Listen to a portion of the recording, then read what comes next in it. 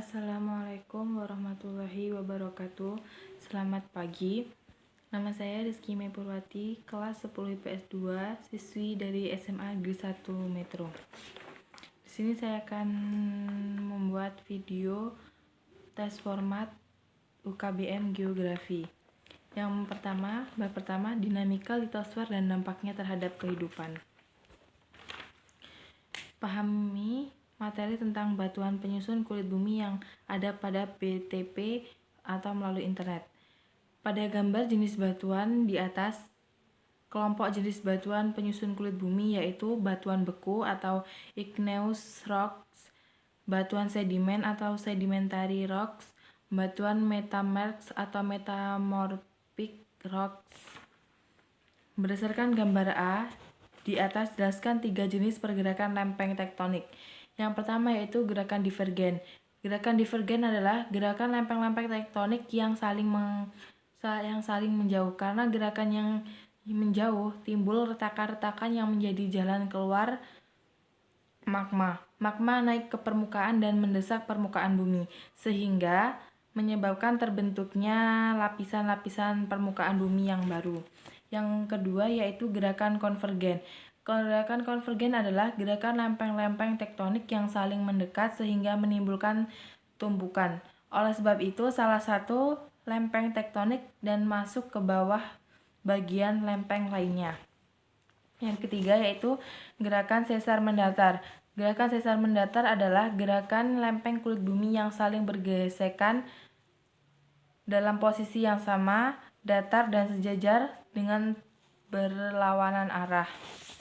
Berdasarkan gambar B di atas, coba kalian jelaskan bagian-bagian dari proses vulkanisme. Bagian proses dari vulkanisme yaitu lubang kepundan dan pipa kepundan. Bandingkan proses yang terjadi pada gambar A dan gambar B di atas. Pergerakan lempeng adalah pertemuan antara dua lempeng tektonik yang bergerak secara horizontal dan berlawanan arah. Pada proses ini tidak terjadi penyusupan yang dilakukan oleh salah satu lempeng terhadap lainnya. Sedangkan proses vulkanisme merupakan proses keluarnya magma ke permukaan bumi melalui retakan batuan, patahan, dan pipa kepundan pada gunung api.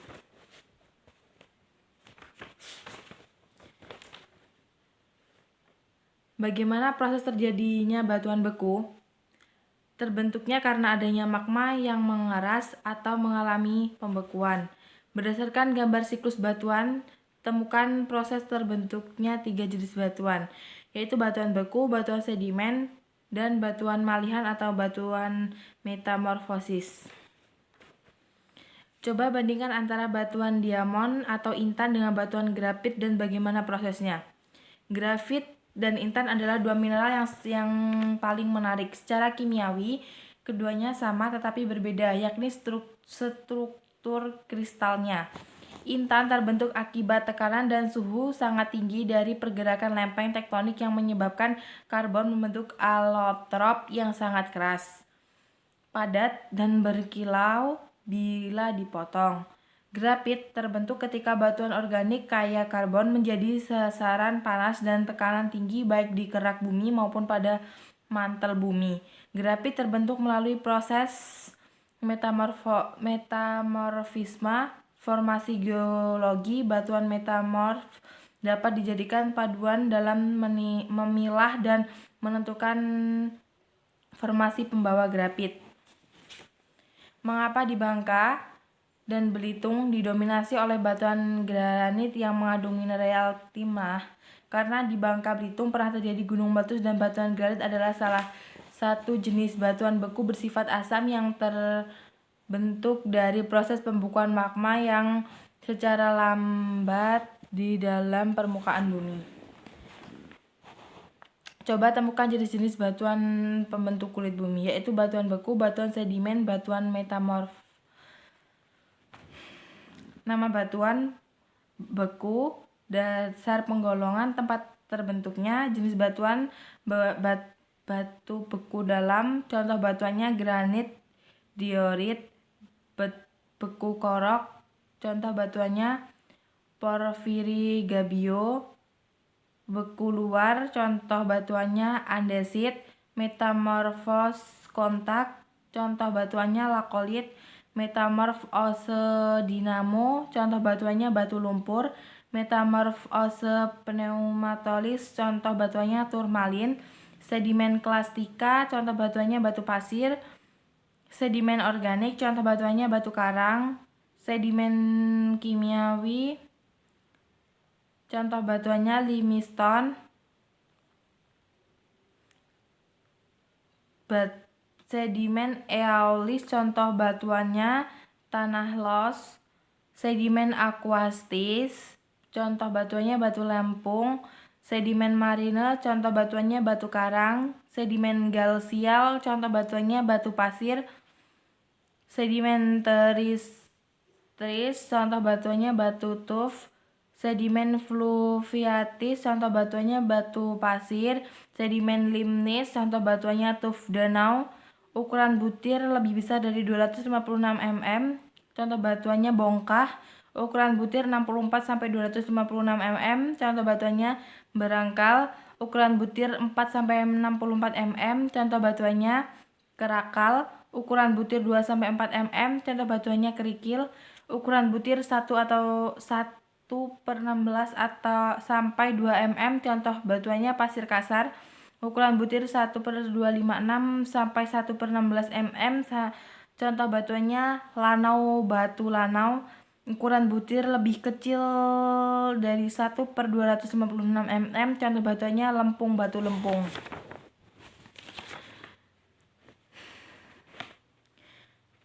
Cari melalui buku sumber dimaksud dari tenaga tektonisme dan hasil batuannya.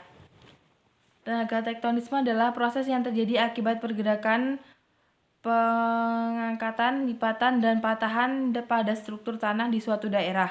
Bentuk hasil tektonisme adalah lipatan dan bentuk muka bumi dari hasil gerakan tekanan secara horizontal atau vertikal. Jelaskan perbedaan antara epirogenesa dan orogenesa. Gerakan epirogenesa adalah gerak yang membentuk benua yang berlangsung sangat pelan dan meliputi wilayah yang luas dan ditandai dengan perubahan garis pantai. Sedangkan orogenesa adalah gerakan pergeseran kulit bumi yang berjalan relatif cepat dan meliputi daerah yang sempit. Gambarkan tentang bentuk atau fenomena epirogenesa positif dan epirogenesa negatif. Istilah tabel berikut ini. Gambar 1. Jenis lipatan tegak. Penjelasan disebut dengan simetrik. Bidang sumbu juga membagi antikline dan sinkline sama besar atau simetris. Gambar 2. Lipatan miring. Penjelasan merupakan lipatan tegak yang mendapat tekanan terus-menerus sehingga bentuknya tidak lagi tegak melainkan miring ke salah satu sisi. Gambar 3. Lipatan menggantung. Penjelasan adalah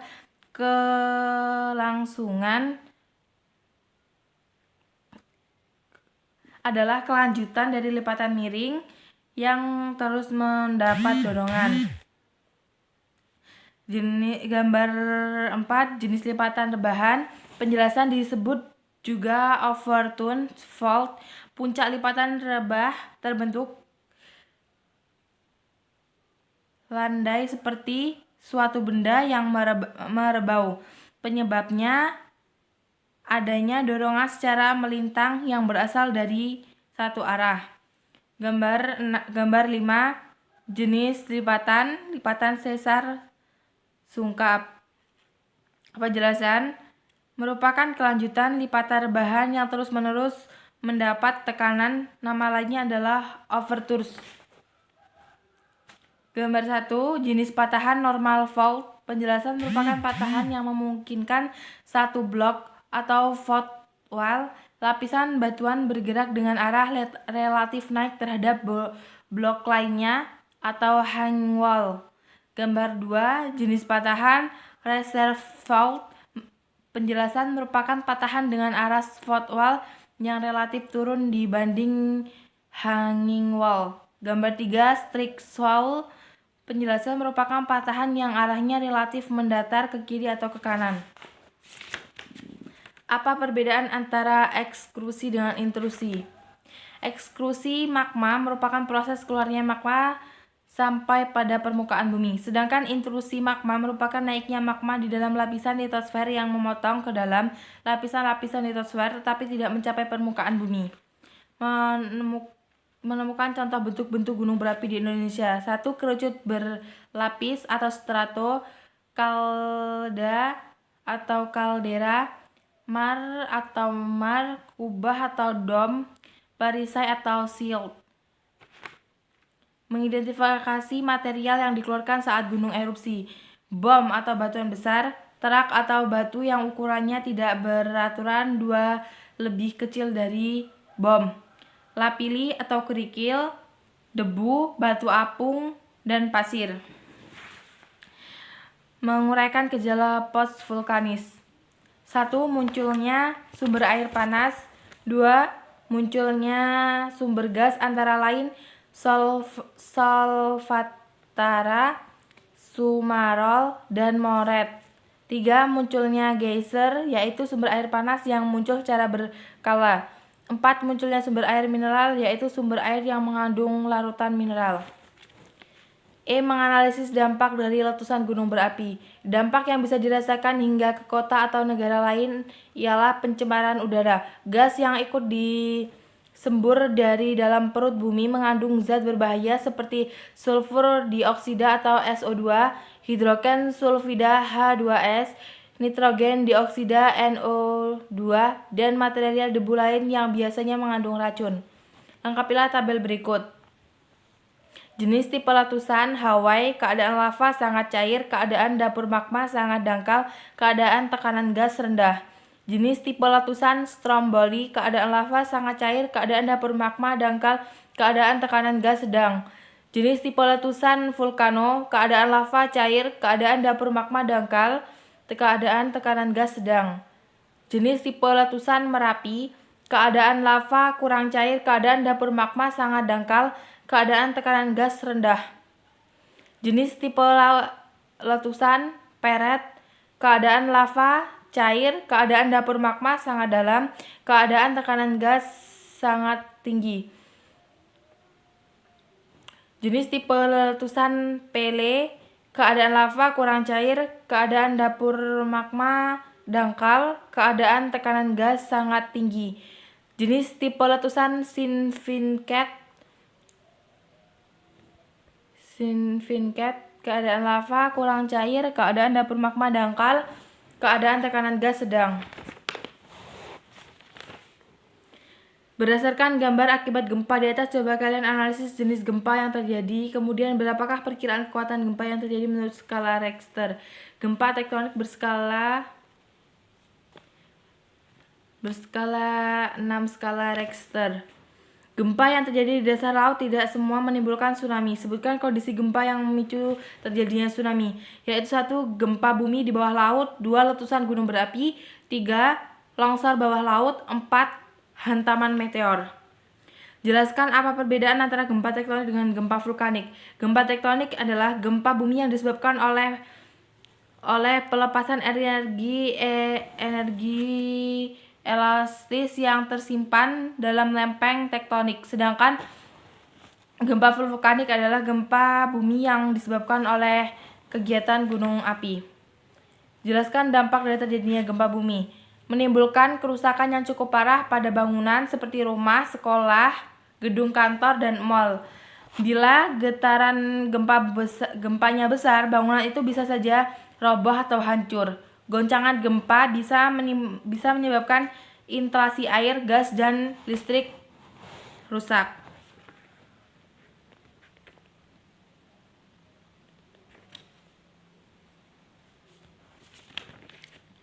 Mengapa wilayah bagian barat Pulau Sumatera rawan terhadap gempa tektonik? Karena letaknya di zona pertemuan lempeng bumi. Lengkapilah pengertian berikut. Seismologi. Seismologi adalah suatu ilmu pengetahuan yang mempelajari tentang getaran atau gempa bumi. Seismograf adalah sebuah perangkat yang mengukur dan mencatat gempa bumi. Epicentrum adalah titik di permukaan bumi yang tepat berada di atas pusat gempa di dalam bumi.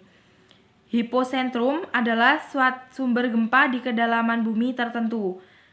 Hemoseista, yaitu garis pada peta yang menghubungkan tempat-tempat yang mengalami atau mencatat gelombang primer pada waktu yang sama. Pleistoseista, yaitu garis pada peta yang membatasi daerah yang mengalami kerusakan terhebat di sekitar Pirentrum. Isoseista, yaitu garis pada peta yang menghubungkan tempat-tempat yang mengalami kerusakan sama hebatnya akibat gempa. Berdasarkan gambar di atas, coba apa perbedaannya antara kedua fenomena tersebut? Banjir lumpur adalah banjir yang membawa muatan lumpur terjadi karena keluarnya lumpur dari dalam bumi. Sedangkan terasering merupakan metode konservasi dengan membuat teras-teras yang dilakukan untuk mengurangi panjang lereng, menahan air sehingga mengurangi kecepatan dari jumlah aliran permukaan serta memperbesar peluang penyerapan air oleh tanah. Pada gambar A di atas, mengapa bisa terjadi dan upaya apa yang dapat kita lakukan untuk mengatasi fenomena tersebut? Terjadi melalui penumpukan endapan di tanah pertanian sedimen yang kemudian terpisah dari endapan dan terangkat sebagai materi tetap maupun penumpukan di dasar sungai. Cara mengatasi banjir lumpur yaitu 1. Lancarkan saluran air. 2. Membuang sampah pada tempatnya. 3. Rajin membersihkan saluran-saluran yang digenangi air secara berskala. 4. Melakukan penanaman pohon di daerah bantaran sungai. Pada gambar B di atas, apa manfaat dari fenomena tersebut? Mencegah tanah longsor karena sangkedan akan membantu memperlambat debit air hujan yang terserap ke dalam tanah. Bagaimana proses terjadinya mass wasting? Hampir sama dengan erosi, yaitu melalui tahapan pelepasan massa batuan atau tanah dari batuan induknya, pemindahan batuan yang terkikis dan pengendapan. Jelaskan dampak positif dan negatif dari tenaga eksogen. Dampak positif tenaga eksogen: 1. Memunculkan habitat. 2.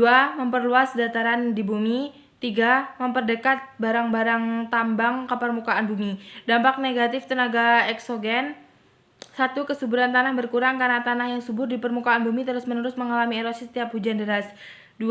Erosi pada daerah pantai menyebabkan berkurangnya luas lahan pantai. Lengkapilah tabel berikut. Pelapukan, penggolongan atau jenis-jenis organik, fisika, dan kimia. Hasil bentukan atau contohnya.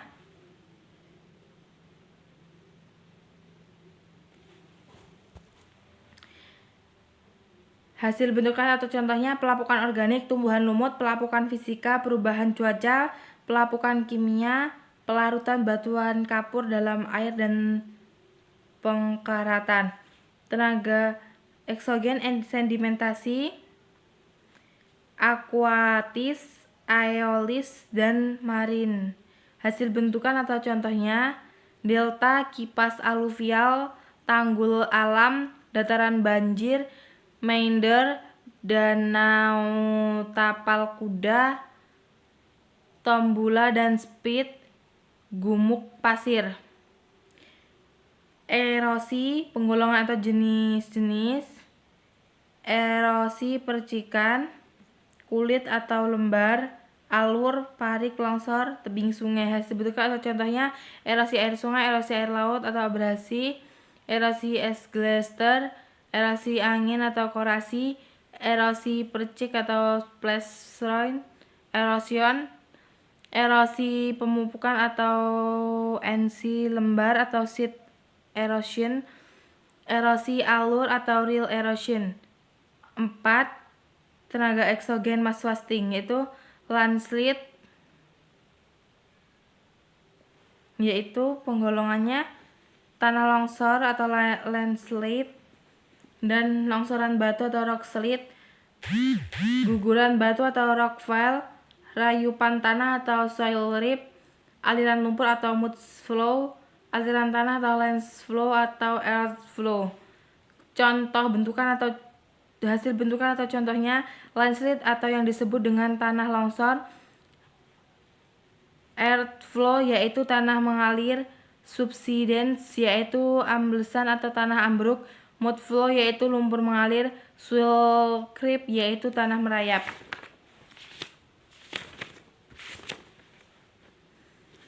Apa yang dimaksud dengan solum tanah? Solum tanah adalah bagian dari profil tanah yang terbentuk sebagai akibat proses pembentukan tanah. Bagaimanakah proses terjadinya tanah? Diawali dari pelapukan batuan, baik pelapukan fisik maupun pelapukan kimia. Dari proses pelapukan ini, batuan akan menjadi lunak dan berubah komposisinya. Pada tahapan ini, batuan yang lapuk belum dikatakan tanah, tetapi sebagian bahan tanah atau regolith karena masih menunjukkan struktur batuan induk. Proses pelapukan terus berlangsung hingga akhirnya bahan induk tanah menjadi tanah.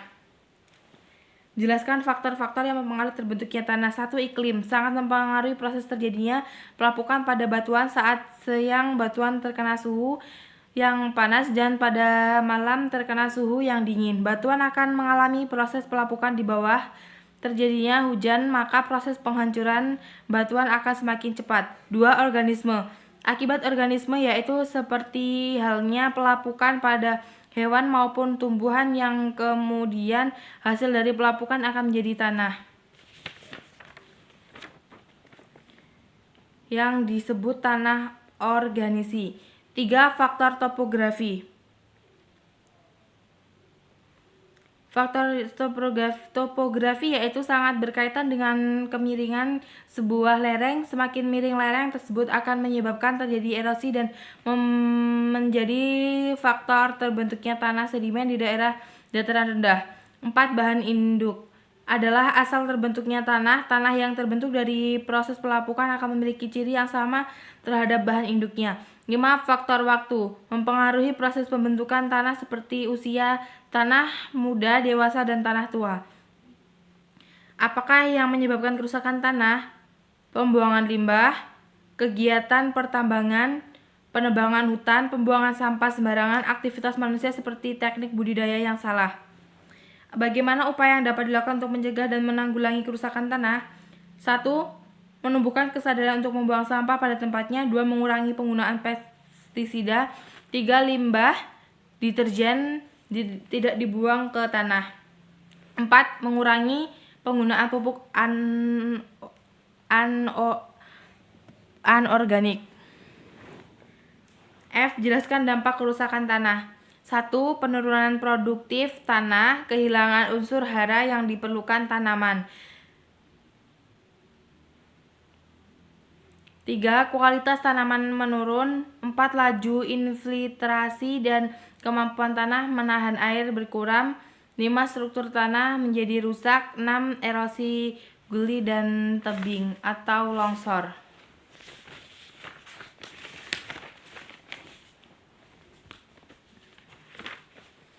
Lengkapi tabel yang masih kosong. Jenis tanah litosol, sifat fisik tanah. Tanah muda yang terbentuk dari material letusan gunung berapi, terbentuk dari pelapukan batuan beku. Jenis tanah rogol, pemanfaatannya digunakan sebagai lahan atau media bercocok tanam. Jenis tanah gambut, sifat fisik tanah.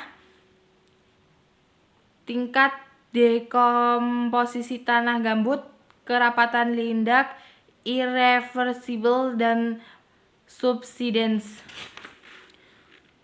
4.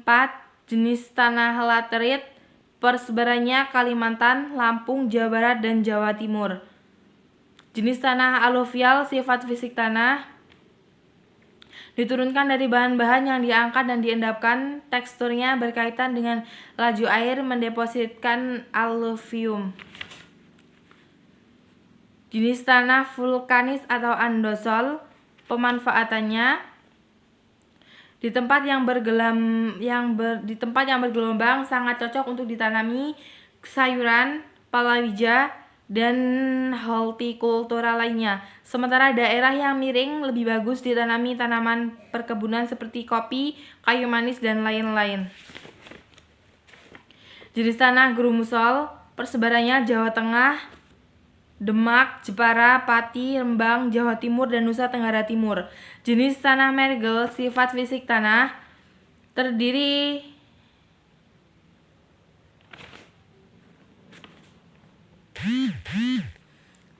dari campuran batuan kapur, pasir, dan tanah liat, biasanya berwarna putih.